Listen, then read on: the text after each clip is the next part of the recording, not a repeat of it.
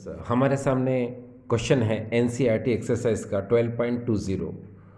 Aldous phenoxide ion has more number of resonating structure than carboxylate ion, carboxylic acid is a stronger acid than phenol, Y.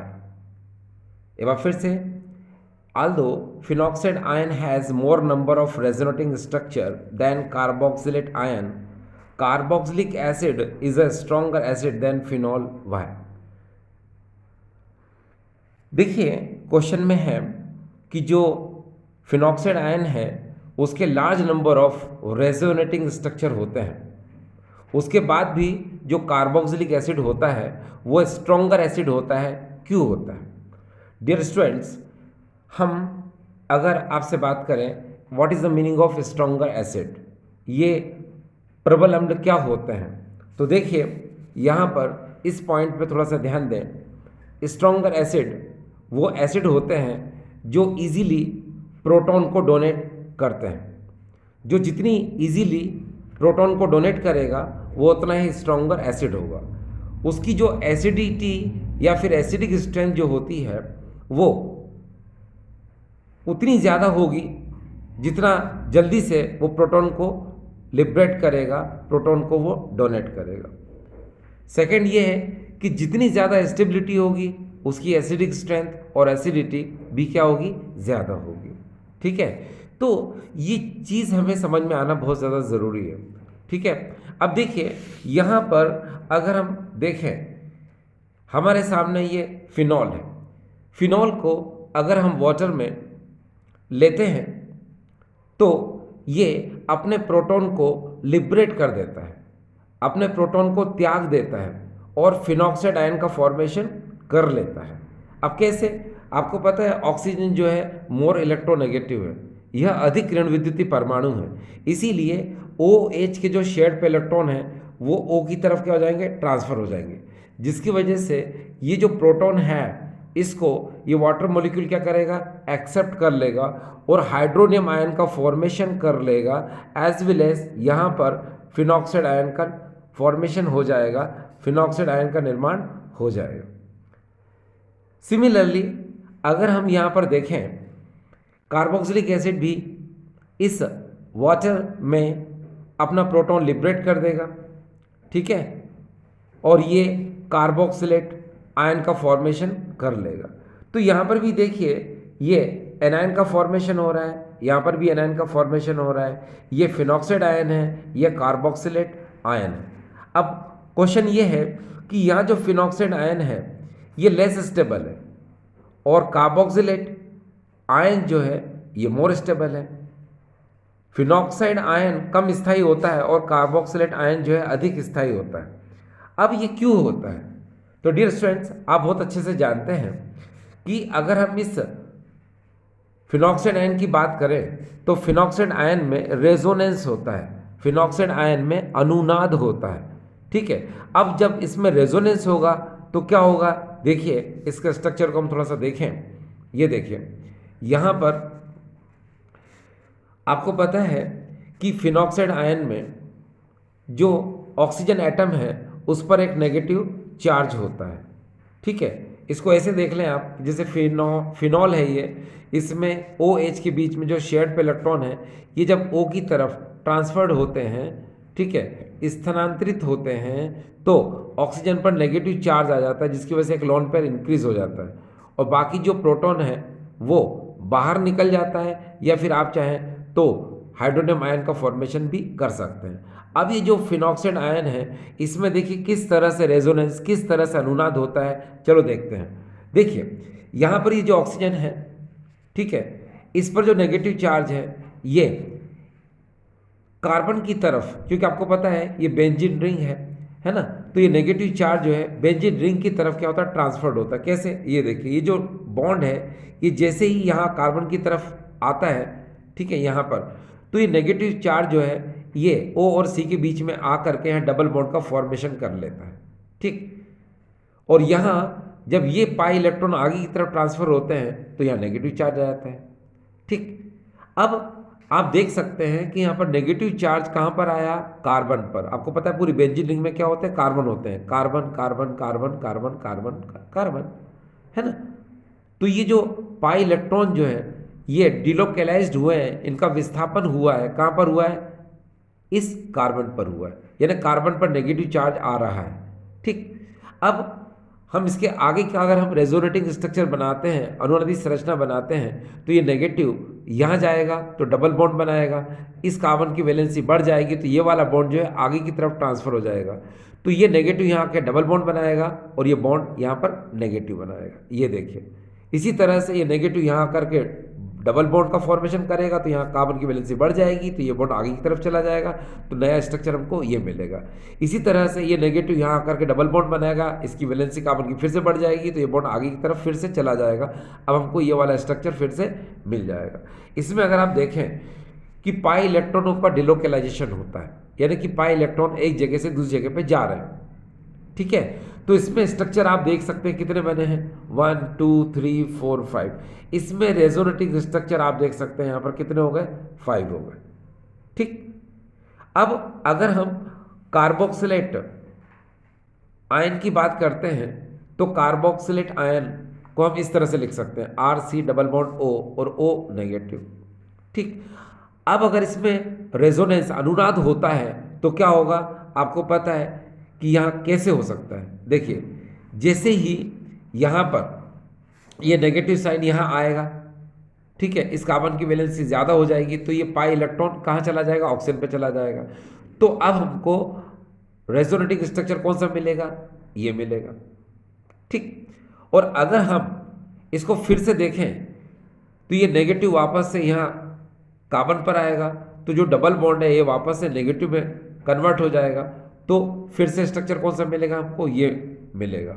तो इसमें आप यहाँ एक चीज़ देख रहे हैं कि जो नेगेटिव चार्ज है वो ऑक्सीजन पर था, ठीक है, और वापस से कहाँ चला गया, ऑक्सीजन पे चला गया। यानी ऑक्सीजन और ऑक्सीजन के बीच में ही नेगेटिव चार्ज क्या कर रहा है, घूम रहा है, यानी इस ऑक्सीजन से यहाँ, इस ऑक्सीजन से यहाँ। तो इन दोनों का जो रेजोनेटिंग स्ट्रक्चर है वो हमने बना दिया इस तरह से, ठीक है। यहाँ पर हमने लिख दिया डेल्टा नेगेटिव, ठीक है।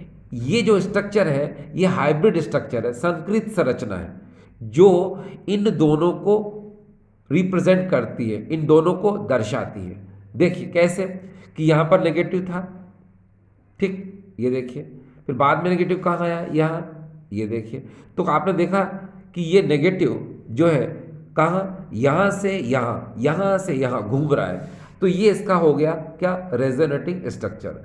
जब आप देख सकते हैं कि नेगेटिव चार्ज ऑक्सीजन से ही ऑक्सीजन पर घूम रहा है तो इसको हम लोग बोलते हैं इक्वल रेजोनेंस, यानी कि समान अनुनाद, ठीक है। और आपको पता है कि जब इक्वल रेजोनेंस होता है, समान अनुनाद होता है, तो वो मोर स्टेबल होता है, यानी अधिक स्थायी होता है, ठीक है। जब अधिक स्थायी होगा, मोर स्टेबल होगा, तो उसकी एसिडिक स्ट्रेंथ क्या हो जाएगी, ज़्यादा हो जाएगी। ठीक, अब हम फिनॉक्साइड आयन को भी देख लेते हैं। उसमें जो रेजोनेंस होगा वो इक्वल नहीं होगा डियर, अनइक्वल होगा। देखना चाहते हो, चलो देखो, यहाँ पर आपने देखा कि नेगेटिव चार्ज कहाँ था, पहले ऑक्सीजन पर था, अब कहाँ आ गया, कार्बन पर आ गया, ठीक है। तो इसमें नेगेटिव चार्ज कहाँ पर जा रहा है, कार्बन और ऑक्सीजन के बीच में जा रहा है, तो इसको हम लोग बोलेंगे अनइक्वल रेजोनेंस। ये लिख दिया मैंने यहाँ पर, ये देखिए, है ना, अनइक्वल रेजोनेंस। और जिसमें अनइक्वल रेजोनेंस होता है वो क्या होता है, लेस स्टेबल होता है, यानी कम स्थायी होता है, ठीक है। इसीलिए इसकी एसिडिक स्ट्रेंथ क्या होती है, कम होती है। डियर स्टूडेंट्स, वैसे भी आप बहुत अच्छे से जानते हैं, देखिए मैं यहाँ लिख देता हूँ, कार्बन की इलेक्ट्रोनेगेटिविटी डियर 2.6 होती है, ठीक है। नाइट्रोजन की इलेक्ट्रोनेगेटिविटी 3.0 होती है, ठीक है। ऑक्सीजन की इलेक्ट्रोनेगेटिविटी 3.5 होती है, और फ्लोरीन की जो इलेक्ट्रोनेगेटिविटी होती है वो 4.0 होती है। यानी आप बहुत अच्छे से जानते हैं, फोन का मतलब होता है, ये देखिए फोन, फ्लोरीन, ऑक्सीजन, नाइट्रोजन, ये मोर इलेक्ट्रोनेगेटिव एटम होते हैं, ठीक है। तो इनमें नेगेटिव चार्ज को होल्ड करने की कैपेसिटी क्या होती है, ज़्यादा होती है, इनको ऋण आवेश को पकड़ने की क्षमता क्या होती है, ज़्यादा होती है। लेकिन कार्बन में यहाँ इसकी इलेक्ट्रोनेगेटिविटी क्या होती है, 2.6 है, यानी बहुत कम है। ठीक है, इसीलिए इस पर नेगेटिव चार्ज को होल्ड करने की कैपेसिटी क्या होती है, कम होती है। इसीलिए क्या होता है, फिनॉक्साइड आयन में जो नेगेटिव चार्ज कार्बन पर होता है, ठीक है, वो वहाँ पर क्या कंफर्ट फील नहीं करता है, यानी कि वो वहाँ पर अनस्टेबिलिटी दर्शाता है। और यहाँ पर आप देख सकते हैं कि नेगेटिव चार्ज कहाँ, ऑक्सीजन पर आ रहा है, ठीक है, या फिर यहाँ इस ऑक्सीजन पर आ रहा है। तो यहाँ पर जो है ऑक्सीजन क्या उस नेगेटिव चार्ज को होल्ड कर सकता है, इसीलिए ये क्या है, ज़्यादा स्टेबल होता है। तो आप यहाँ पर एक बात समझ गए कि अगर ये क्वेश्चन है कि फिनॉक्साइड आयन में large number of resonating structure है, इसके बाद भी ये कार्बोक्सिलिक एसिड से ये लेस स्टेबल होता है, यानी कि इसकी फिनॉक्साइड आयन की जो एसिडिक स्ट्रेंथ है वो कार्बोक्सिलिक एसिड से कम होती है, तो इसका आंसर आपको समझ में आ चुका है। आप चाहें तो शॉर्ट में लिख सकते हैं क्या, कि फिनॉक्साइड आयन में अनइक्वल रेजोनेंस होता है, इसलिए लेस स्टेबल होता है। ठीक है, इसीलिए ये कम एसिडिक स्ट्रेंथ शो करता है, ये कम एसिडिटी रिप्रेजेंट करता है, कम एसिडिटी दर्शाता है। जबकि कार्बोक्सिलेट आयन में इक्वल रेजोनेंस होता है, ये देखिए, यानी ऑक्सीजन से ऑक्सीजन की तरफ, है ना, इलेक्ट्रॉनों का मूवमेंट हो रहा है, यानी कि पाई इलेक्ट्रॉनों का जो डिलोकलाइजेशन है, पाई इलेक्ट्रॉनों का विस्थापनन जो है वो ऑक्सीजन से ऑक्सीजन की तरफ हो रहा है, इधर से इधर, इधर से इधर। इसीलिए इसको हम लोग बोलते हैं इक्वल रेजोनेंस, यानी कि समान अनुनाद। तो समान अनुनाद यानी इक्वल रेजोनेंस की वजह से ये ज़्यादा स्टेबल होता है। ठीक है, इसीलिए इसका एसिडिक स्ट्रेंथ क्या होता है, ज़्यादा होता है। देखो डियर स्टूडेंट्स, अब ये तो मैंने आपको बता दिया, ठीक है, कि फिनॉल और कार्बोक्सिलिक एसिड की अगर हम कंपैरिजन करते हैं तो कार्बोक्सिलिक एसिड की एसिडिक स्ट्रेंथ ज़्यादा होती है, किससे, फिनॉक्साइड आयन से और फिनॉल से। लेकिन डियर स्टूडेंट्स, कभी कभी क्या होता है कि अगर हम कॉम्पिटिटिव एग्जाम की बात करते हैं, नीट JEE की बात करते हैं, तो वहाँ पर क्या कि 3 चीज़ें हमें एक साथ दी जा सकती हैं। जैसे हमको अल्कोहल दे दिया, ठीक है, फिर हमको फिनॉल दे दिया, और फिर हमको कार्बोक्सिलिक एसिड दे दिया, और हमसे कहा कि आप जो है इसकी एसिडिक स्ट्रेंथ को इंक्रीजिंग ऑर्डर में आपको सेट करना है। तो आप बहुत अच्छे से जानते हो क्या कि अल्कोहल भी प्रोटॉन लिबरेट करता है, फिनॉल भी प्रोटॉन लिबरेट करता है, और कार्बोक्सिलिक एसिड भी प्रोटॉन को लिबरेट करता है। मगर आपको पता होना चाहिए या पता है कि अल्कोहल जो है लेस स्टेबल होता है, क्योंकि इसमें रेजोनेंस नहीं होता, इसमें अनुनाद नहीं होता। ठीक, फिनॉल में रेजोनेंस होता है, इसीलिए इसकी एसिडिक स्ट्रेंथ अल्कोहल से क्या होती है डियर, ज़्यादा होती है। तो आप एरो ऐसे मार सकते हैं। और अभी हमने जिस क्वेश्चन को सॉल्व किया उसमें आपको पता है कि इसमें भी रेजोनेंस है, इसमें भी रेजोनेंस है, दोनों में अनुनाद होता है, मगर इसमें जो रेजोनेंस है वो अनइक्वल रेजोनेंस है, असमान अनुनाद होता है, इसीलिए ये लेस स्टेबल है। और कार्बोक्सिलिक एसिड में जो है इक्वल रेजोनेंस होता है, समान अनुनाद होता है, इसीलिए ये ज़्यादा स्टेबल है, इसलिए इसकी एसिडिक स्ट्रेंथ क्या होगी, ज़्यादा होगी। तो अब आपको एसिडिक स्ट्रेंथ जो है इस तरह से रिप्रेजेंट करना है, यानी कि alcohol less stable, phenol more stable, and carboxylic acid most stable. इसीलिए इसकी एसिडिक स्ट्रेंथ जो है वो अल्कोहल से क्या होगी, कार्बोक्सिलिक एसिड की तरफ क्या होगी, इंक्रीज होगी। अल्कोहल से कार्बोक्सिलिक अम्ल की तरफ इसकी अम्लीय प्रबलता क्या होगी, बढ़ेगी। ठीक है डियर स्टूडेंट्स, अब हमारे सामने नया क्वेश्चन है, why carboxylic acids do not give the characteristics reaction of carbonyl group. Why carboxylic acids do not give the characteristics reaction of carbonyl group.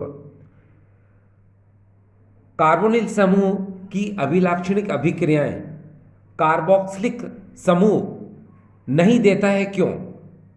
फिर से सुनिए, कार्बोनिल समूह की अभिलाक्षणिक अभिक्रियाएं कार्बोक्सिलिक समूह नहीं देता है, क्यों? तो डियर स्टूडेंट्स, इसका आंसर मैं बता देता हूँ आपको। देखिए, ये है कार्बोक्सिलिक एसिड, और आपको पता है इस कार्बोक्सिलिक एसिड में ये OH ग्रुप होता है, और इस OH ग्रुप के ऑक्सीजन पर ये लोन पेयर इलेक्ट्रॉन होते हैं। ठीक है, तो लोन पेयर इलेक्ट्रॉन होने की वजह से इस कार्बोक्सिलिक एसिड में, इस कार्बोक्सिलिक अम्ल में रेजोनेंस होता है, अनुनाद होता है। देखिए कैसे, कि ये जो लोन पेयर है, ठीक है, आप देखिए ये लोन पेयर है, तो ये लोन पेयर जैसे ही यहाँ पर हम लाते हैं, ठीक है, तो C और O के बीच में डबल बॉन्ड बनता है, तो यहाँ कार्बन की वैलेंसी बढ़ जाती है, तो यहाँ जो पाई इलेक्ट्रॉन होते हैं ये ऑक्सीजन की तरफ, ऊपर की तरफ क्या हो जाते हैं, ट्रांसफर हो जाते हैं। यानी कि इसमें पाई इलेक्ट्रॉनों का डिलोकलाइजेशन हो रहा है। ये देखिए, आना और इधर से जाना। तो आपको पता है ये लोन पेयर दे रहा है यानी पॉजिटिव चार्ज, और ये पाई इलेक्ट्रॉन ले रहा है यानी कि नेगेटिव चार्ज। तो इसका स्ट्रक्चर हमको इस तरह से मिलता है। तो हमने देखा कि जब इस कार्बोक्सिलिक एसिड में, कार्बोक्सिलिक अम्ल में रेजोनेंस यानी अनुनाद होता है, तो हमको ये वाला स्ट्रक्चर मिलता है।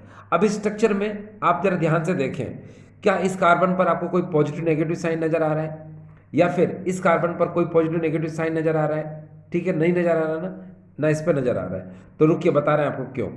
अब देखिए, आप बहुत अच्छे से जानते हैं कि जो कार्बोनाइल ग्रुप होता है एल्डिहाइड और फिर कीटोन का, उसमें भी रेजोनेंस होता है। ठीक है, या फिर हम ऐसे कह सकते हैं कि उस कार्बोनाइल ग्रुप को हम किस तरह से रिप्रेजेंट कर सकते हैं, कि वो देख लीजिए आप। आपको पता है कि इस कार्बोनाइल ग्रुप में क्या होता है, कार्बन के कंपेरिजन में ऑक्सीजन मोर इलेक्ट्रोनेगेटिव होता है, यानी इसमें पाई इलेक्ट्रॉन होते हैं और नीचे क्या होता है, सिग्मा होता है। तो pi electron lower electronegative atom से हाई इलेक्ट्रोनेगेटिव एटम की तरफ चले जाते हैं, चले गए, जिसकी वजह से इसके कार्बन पर पॉजिटिव चार्ज आता है और यहाँ पर क्या आता है, नेगेटिव चार्ज आता है। तो आप देख लीजिए, एल्डिहाइड और कीटोन में जो कार्बोनिल ग्रुप होता है उसके कार्बन पर यहाँ चार्ज कौन सा डियर, पॉजिटिव। और यहाँ देखिए, इस कार्बोक्सिलिक एसिड में जो कार्बोनिल ग्रुप है, ये देखिए, इसको हम लोग कार्बोनिल ग्रुप बोलते हैं। ठीक है, इसमें कार्बन पर कोई पॉजिटिव नेगेटिव चार्ज है, नहीं है। तो याद रखिए, इसीलिए क्या होगा कि इस एल्डिहाइड और कीटोन का जो कार्बोनाइल ग्रुप है, इसके कार्बन पर यहाँ पॉजिटिव चार्ज आ जाता है, धनात्मक आवेश आ जाता है, तो न्यूक्लियोफाइल इस पर अटैक कर देता है, यानी कि न्यूक्लियोफाइल का यहाँ पर एडिशन रिएक्शन हो जाती है। इसीलिए हम ये कह सकते हैं कि एल्डिहाइड और कीटोन में जो कार्बोनाइल कार्बन पर पॉजिटिव चार्ज होने की वजह से न्यूक्लियोफाइल का अटैक होता है और वो एडिशन रिएक्शन देता है, मगर कार्बोक्सिलिक एसिड में जो कार्बोनिल ग्रुप होता है उसके कार्बन पर कोई पॉजिटिव चार्ज नहीं होता है, इसलिए कार्बोक्सिलिक एसिड में कोई न्यूक्लियोफाइल का अटैक नहीं होता है। ठीक है, लो आगे समझ में, चलिए ठीक है, थैंक यू।